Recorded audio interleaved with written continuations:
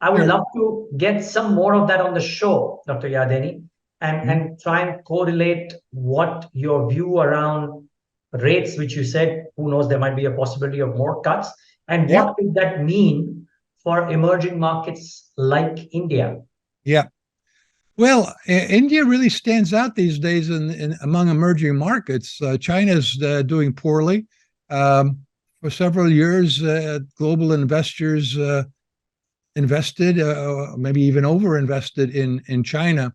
But China's economy has slowed. I think it's a structural problem they have with the property bubble bursting in China, and that's depressing their economy. And at the same time, the legacy of their one-child policy is terrible.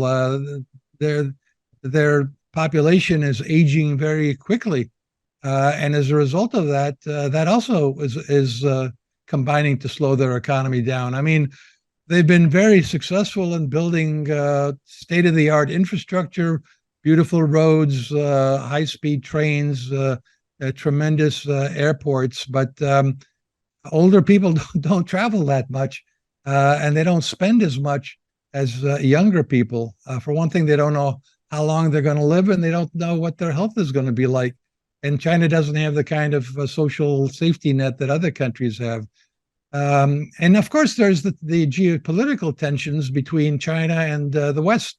It's not just the U.S., it's the West. And so that and the supply chain disruptions during the pandemic have made China a very unreliable place to put all your manufacturing facilities. So people are certainly looking at India, moving to India for alternative ways to invest in manufacturing and other areas.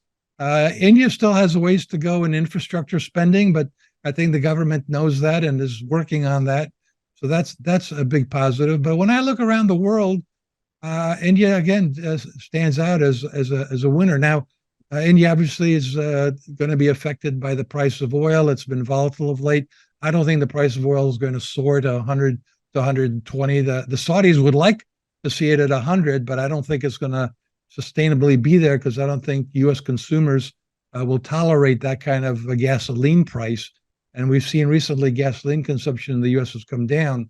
Um, so when I look at the emerging markets, there are interesting places like Vietnam, Indonesia, Malaysia, in Asia. But again, India stands out in Asia. In Latin America, Brazil tends to be a play on commodities, and Brazil is very dependent on China's economy. And that if it's China's economy is going to be weak, Brazil does not look like a overweight in emerging market portfolios. Africa looks very interesting because they like India, they have a young population. In some parts of Africa, many parts of Africa, English is spoken, so that seems to be an important language these days for doing business. So I put it all together, and there are certainly opportunities in the global economy. My preference from a global perspective is to overweight the United States among developed nations and to overweight India in terms of emerging nations.